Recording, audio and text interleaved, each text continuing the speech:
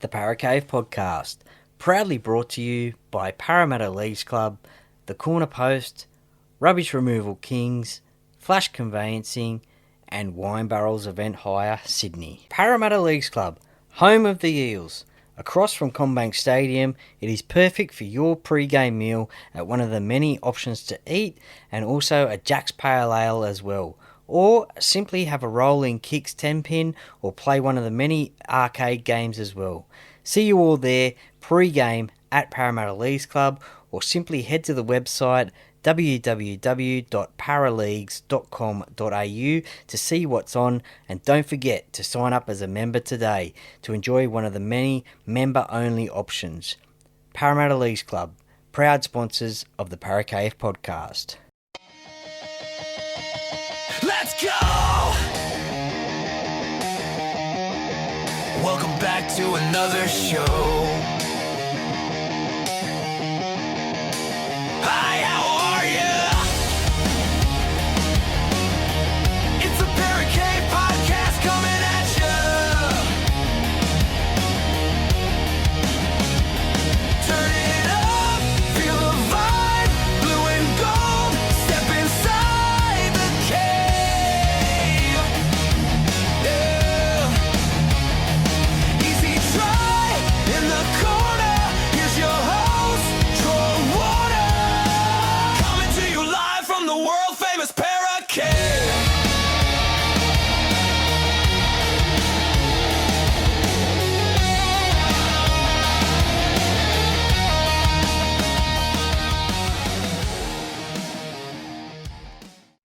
Hi, how are ya? Welcome back to another episode of the Paracave Podcast. Troy Warner here, joined once again with Ben from the Corner Post, and this is the Round 1 NRL preview, and just giving our thoughts as a fan. Now, this preview will be probably a little bit hard to do because we haven't had any competition points played for yet this season. We've only had the trial games, so I guess we'll only be going off like trial form and our pre-thoughts, as well, as this has been recorded on a Monday. We haven't done it after the team list of names, so we're going to do some predictions as well, of who we think might play. But look, let's go through the rest of the round. We've done the Vegas games review, so 4 teams have already played, but the real round 1 game kicks off on Thursday. Now, we won't get too much in depth with this one because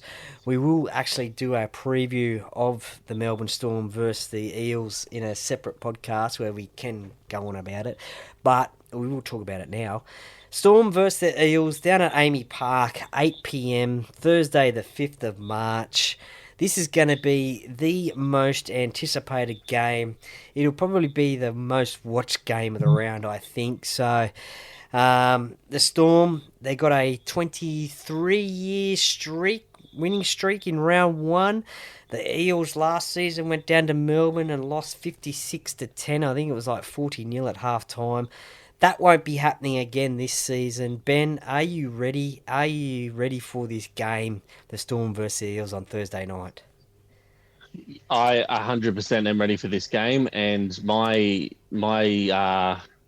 emotions for this game have been all over the shop, especially this morning as we're filming this right as the Storm and the Eels go into the courtroom to sort out the Lomax saga.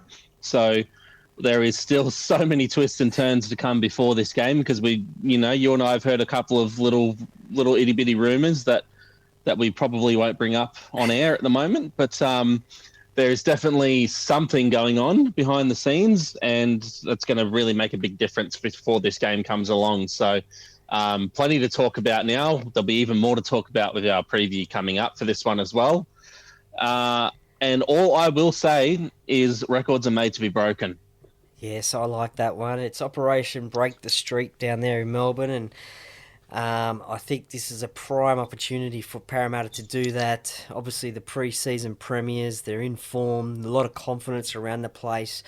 I do love the way that they are playing football at the moment. The Melbourne Storm, look, they have lost a lot of players this season, but we always say, they do lose players, but they do find players. They still have Jerome Hughes, Cameron Munster, and Harry Grant at their disposal. But as I said before, we'll get more into that in the Eels preview, but obviously, I'm tipping the Eels to win that one anyway. But as I said, it will be the most watched game of the season, of the round anyway. And shout out to the Talking Para podcast. I will be at the Station Hotel in Parramatta watching that game. So come along and say good day. And that's where I'll be on the Thursday night watching that game. Friday night football sees the Warriors taking on the Roosters over there in New Zealand at Go Media Stadium in Auckland.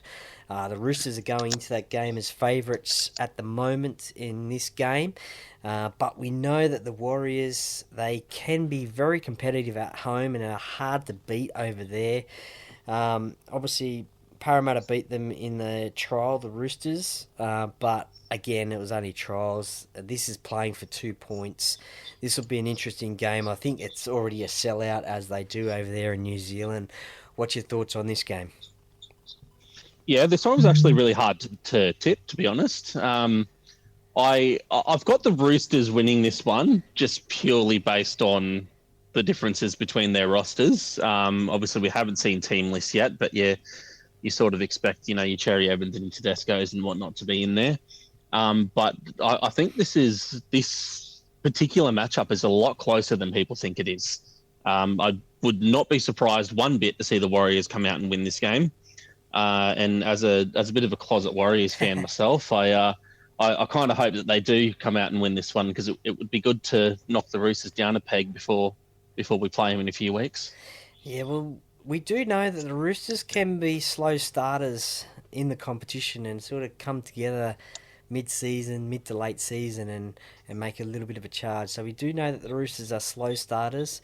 The Warriors, we just don't know. They are the team that, I guess you don't know what's going to happen with the Warriors. They could be really hot one week and then really cold the next week. But look, I think they'll be excited to be playing their first game at home in front of a sellout stadium, and they'll give it everything they can get. But yeah, I think the Roosters will win this game as well. The next game, well, this is a replay of the prelim final of last season, and boy, this is a massive game for both teams to kick off their seasons. It is the Broncos taking on the Panthers at Suncorp Stadium. First of all, what sort of a crowd do you think is going to be there on Friday night? 50,000? This might be the biggest crowd of the year, to be honest. Yeah, look, if this isn't the game of the round, we'll all be worse off for it. This, I don't think the NRL could have set up a better round one, to be honest, between these two sides. This is going to be easily the game of the round, in my opinion. Obviously, we're hoping Parramatta beating the Storm is the shock of the round, but I think this one will be the game of the round. I can see this one being a golden point thriller, and I really hope it is. We've got two really, really good rosters that maybe haven't had the best of off seasons, so they're both looking to come out, hit the ground running, and prove a point. Given how I don't want to say poor, but it kind of has been poor, their off seasons. Given how poor their off seasons have been, I think they've both got something to prove coming into round one, more than just the finals rematch. Well, the Broncos go into that game as favourites, and rightfully so. They are the defending premiers, and it is at home. They will want to bounce back after their World Club Challenge loss to Hull KR. Pretty sort of, I guess, they were confident in going into that game, winning that one, but they ended up short, losing that one. So they will want to come back to the NRL and with a big bang. And look, luckily for the Panthers, they do have Nathan Cleary lining up for them. He was cleared for that tackle on, I think it was Makasini in the trial game against the Tigers. lot of controversy about that one, about whether he should have been suspended or not. But look, I knew as soon as he walked into the judiciary with his dad and not a lawyer, I knew he was going to get off. So he will be playing, and as you said, this could be a golden point game. Obviously, the Broncos, they'll be leaning towards, Reece Walsh to light something up. Obviously, Adam Reynolds, Ben Hunt as well. They've got Payne Haas there as well. The Panthers, well, we know what they can do as well. Obviously, Nathan Cleary, Liam Martin, Isaiah Yeo and co. So, yeah, this could be the game of the round behind the Storm and the Eels. I am going to tip the Broncos, though. Okay. I've got the Panthers on this one, so it will be interesting to see how the two of us fare off of this one. I think us and the rest of the country, or maybe even parts of the world, will be watching this one with eyes glued on the telly. Oh, definitely. I'll just quickly point in. I definitely think Cleary should have been suspended for this round. I think I don't want to go too far into judiciary conspiracies, but if it's not Broncos and Panthers in round one, I think Cleary's probably suspended. Yeah, it's setting a dangerous precedence throughout the year, because as we just saw in the Vegas games, there's a few tackles in that one that have been put on report, and it'll be interesting to see how that one comes out. The first game on Saturday is at 5:30 p.m. Saturday the 7th of March at Ocean Protect Stadium. Another new name for the Sharks' home ground. I think they've had about 10 or 12 home ground names, I think, over the years. I can remember back as far as Endeavour Field, Caltex Field, Ronson Field. What else? Toyota Stadium in my day. Yeah, Toyota Stadium. Yeah, Ramonda Stadium. Look. Shark Park.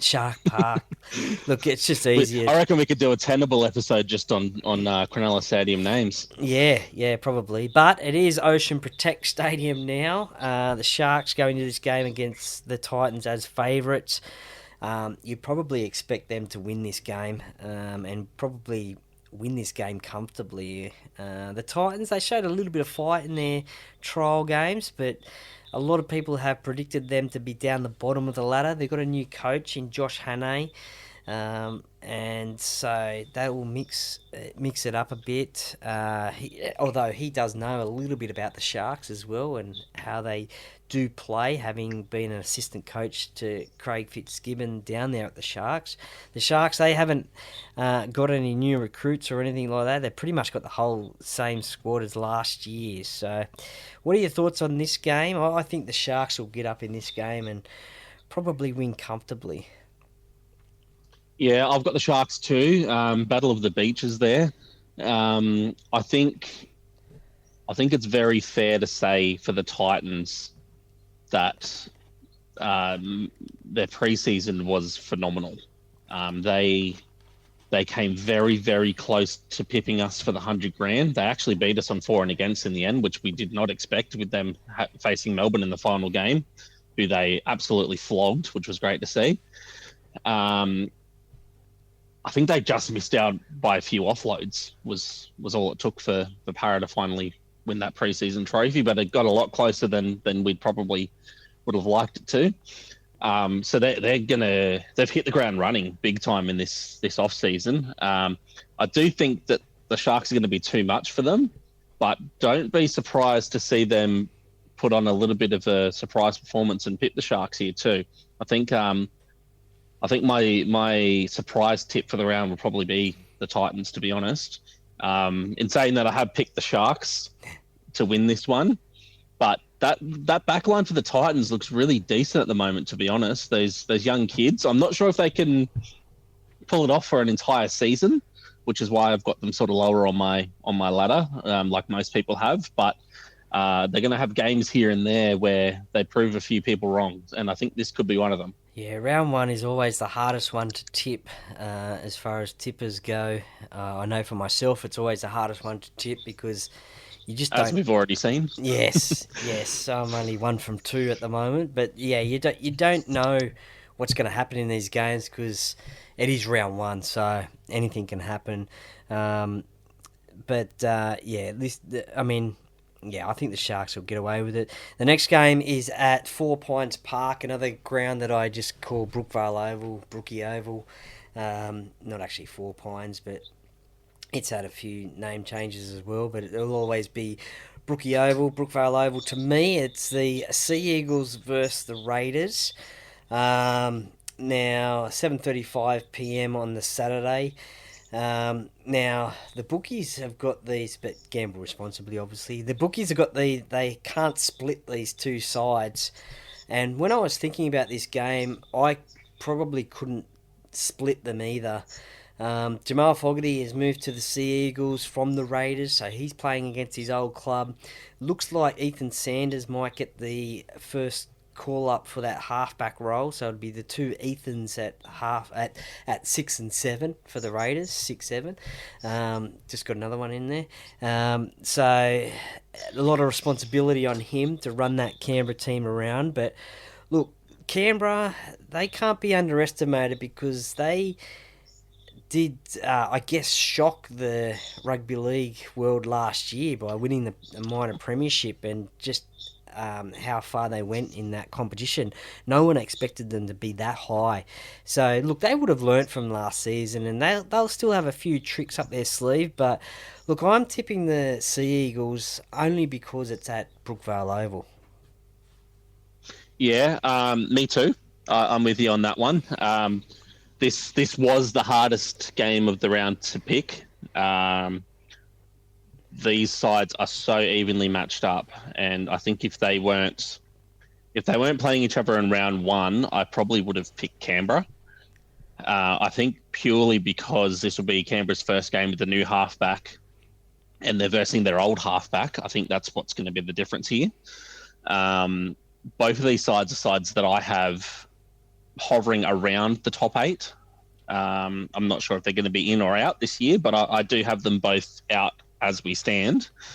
But I think the two sides that are going to be around that sort of 8 to 11 mark or 7 to 11 mark in the competition by the time it comes to its end in September. This was so hard to pick, this game, and I think purely home ground crowd, home ground advantage, and the advantage of the new halfback there is going to be what gets it over the line. So Manly for me, but this could go either way.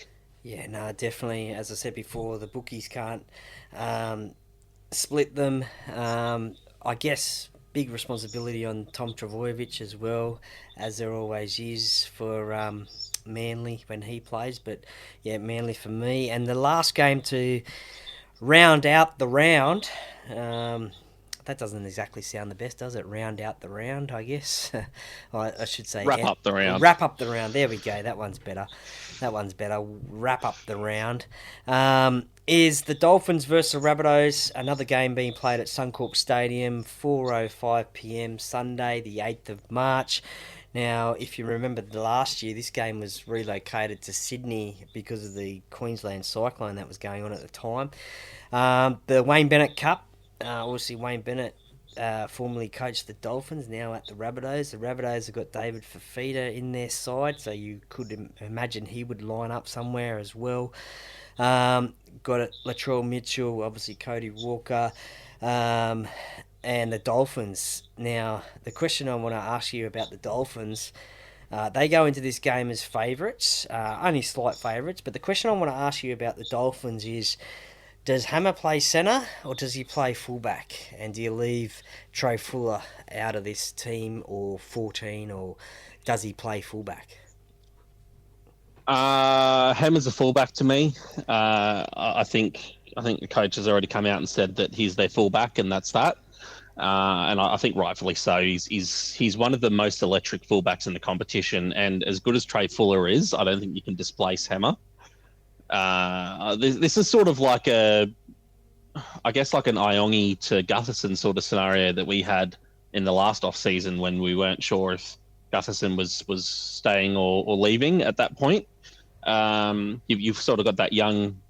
I guess we can call Hammer a veteran now. He's been around for a few years now. Seems weird to say that he's a veteran, but I'm sure he wouldn't want you to call him a veteran. It seems weird to say that he's a veteran, but he has been around for a little bit now. He's played a few Origin series and some internationals and whatnot, so he's got that veteran tag, I think, now. But he's definitely not getting displaced by Trey Fuller as good as he is. So I think you've got to find a place for both of them in your side, 100%. You always want to put your best players out on the park. But yeah, I don't think Hammer's at any risk of losing his fullback spot. Yeah, no, I do like Trey Fuller. I think he's an exciting player to watch play. He's brilliant. Yeah. He's a brilliant player, Trey Fuller. Yeah, definitely. I think you need to have him in your side somewhere. Look, I wouldn't be surprised if he is named at fullback, to be honest, and then have both of him and Hammer in the same team at the same time on the field. So, could you see them rotate? Well, yeah, I could see them, having Hammer having a bit of a roaming sort of a role and being back at fullback at times, but yeah, I can. I think Hammer's at his best when he has open space, so that's sort of why you want him at fullback. But I think Fuller's maybe. I haven't really watched him that closely, but I think he's maybe the better defender out of the two. So maybe you can sort of put Fuller back there on defense and push Hammer back there on offense, which I think will largely be the role between the two of them anyway. So I don't think it particularly matters what numbers on their back come Sunday. I think either way they're probably going to both do a little bit of a roaming rotation anyway. So I wouldn't stress too much about what numbers on their back, to be honest. I think they'll do fine. And honestly, with how good the Dolphins' attack was, last season, I don't think we need to really worry about what they're doing there because I think they've got it all figured out at this point. It's just their defense that they've got to worry about. Yeah, I'm sure that's the case as well. I'm tipping the Dolphins in this one. I think they will make their 8 this season. So I'm tipping the Dolphins in this one. Yourself? Yeah, 100%. I got the Dolphins as well. South Sydney are a team that we haven't really touched on Souths much here, but South Sydney are a team that I do not trust purely because they can do an ACL getting out of bed. So they're a team that if they're kind of like the Dragons that we saw over Vegas. They're a team that if they can stay healthy and keep their side at full fitness, they can challenge anybody. But the challenge of doing that over a full season with the players that they've got and the concerns that they've got is monumental. So,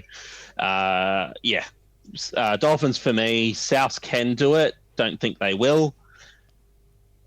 Let's see if they stay healthy before we sort of give an opinion on Souths. Well, let's not put the mocker on round 1. I'm sure they wouldn't like that one, but they do get Cameron Murray back this game. He missed all of last season anyway, so that's a big boost for them anyway. So, look, that is our NRL round 1 preview for the remainder of the 6 games that are being played in this round. They do actually call this one, I think, round 1. They do call Las Vegas round 1, but a lot of people call it round 0 as well. The Las Vegas teams will have this week off, obviously, and then be back for round number 2. And rounding out round number 1 is the poor old West Tigers. They've got to wait another week to play a competition game, which I guess in a way could be a good thing. I mean, it's not a good thing for the players, obviously, because they want to be out there playing as many games as they can, and they want to be playing in round 1 for having such a long off season, but it does give them a little bit more time to work on their combinations and the like at training, and they do get 2 points, which is very handy for them because at the moment they sit in 3rd spot, I think it is, on the ladder. Yeah, they had a really good off season too, the Tigers. That young rookie over there on the wing looks fantastic, and I'm really excited to see him play. And with that in mind, I do have them getting the win over the bye this week. I think they'll win this game 0-0. Well, how can they win 0-0? It would be a draw then, wouldn't it? They'd have to win 1-0. Something, kick a field goal. You know what? It would seem that way, but apparently on the ladder right now, they've got 2 points and 0 points for and against. So okay. There we go. Well, yeah, true. And look, at the end of the day, all the teams, they get 3 byes during the season. So it's a bit of a lucky dip. I think 2 years ago, it was the Dragons who had the round one bye, I think. And then I think it may have even been the Tigers last year as well. I'm not sure. Can't remember. It'll actually be quite interesting how this works out because as of next season, we'll actually have an even number of teams again until the following season after that when we go back to uneven. So Yeah. it'll be interesting to see if next year they do have that sort of bye system that we've been running with for a while where every team gets a bye every round, or if we go back to two teams getting a bye or nobody gets a bye or however it works out. But then I think it'll be business as usual again in 2028. So Yeah, well, that's another podcast coming up in the future for sure when it's announced as to what. That'll probably be a November podcast, I think, when the draw comes out for next season. But Ben from the Corner Post at Westfield, Liverpool, thank you very much for joining me once again. We will no doubt catch up during the week again and deliver a Eels versus Storm preview. Looking forward to that one. Yeah, very excited for that one. As we alluded to at the start of the show, there is currently some courtroom proceedings going on, and I think that's going to make a big difference to how we sort of present the game preview for that one. So really excited to see what happens there and how it all works out, and if the Storm have a new player, or if Para have a new player, or if Para tells them to get stuffed, or whatever goes on there. But no matter what goes on there, we'll be able to come down and have a chat and talk about it at the Corner Post and on the Para Cave podcast. So come and see us at Westfield, Liverpool. Come listen to us on wherever you get your podcasts, and looking forward to talking about it. Yes, indeed, that's for sure. And maybe even on a Sunday night, we might even do a Instagram live NRL round review. So stay tuned for that one. But thank you very much, Ben, and go Para.